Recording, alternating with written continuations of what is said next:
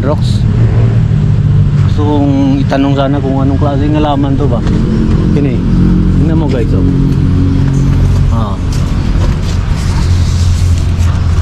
Makain ba to o hindi? Paki-comment nga kung makain ba tong glassing, kasi ngayon lang din kami nakakita ng ganitong halaman. Dito kami sa site namin guys, sa ginagawa nating release. Soon to be ay isang malaking MRT dito sa Pier 1111. Okay, mga subdivision din yung nasa gilid ng railways. Tapos may makita ka rin doon na mataas nga bahay. Ayun, oh. Sobrang taas guys, oh. 4 na palapag. Ganito lang yung mga design ng bahay, pero yung kanila tinaasan nila ng husto ba para maraming space. Tapos meron nga ditong tumubo na kahoy na hindi namin alam kung anong klaseng kahoy ito, anong klaseng puno, kasi tinambunga niya, oh. Tama mga arok, oh.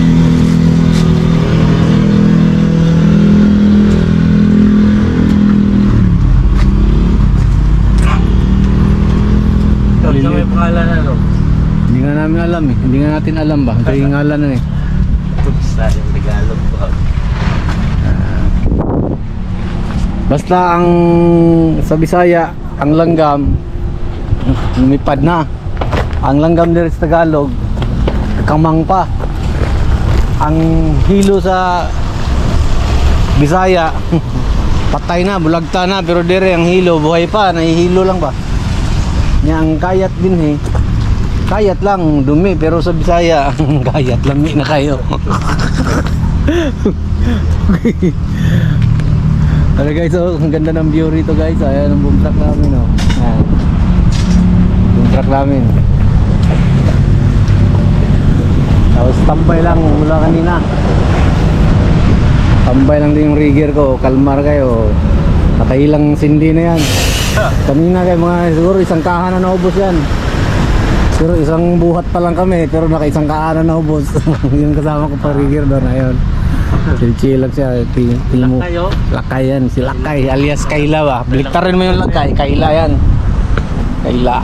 Lakay ba? Nakailang upo na yan eh. Nagalang upo na no. Maya break time na alas 3. Grabe walay tatsa eh. May bunog. Manigingon guys na way bunog. May araw na way bunog ba. Yung trupa nating operator eh. Boom truck operator na sahay. Pamsinin tayo, sahay hindi. Uy, klaro ba? Uy, klaro! Minsan eh mamansin, minsan naman hindi. Hindi rin tayo mamansin, pero pag namansin, siyempre mamansin din tayo kasi ano naman tayo, umtay libog eh. Hinihagi naman tayo kalibog. Yan. Sunod sa simbahan nung ba, hindi pwede mag-camera lagi ng Oh, bawal. bawal. Bawal na. Ilang bawal ang cellphone.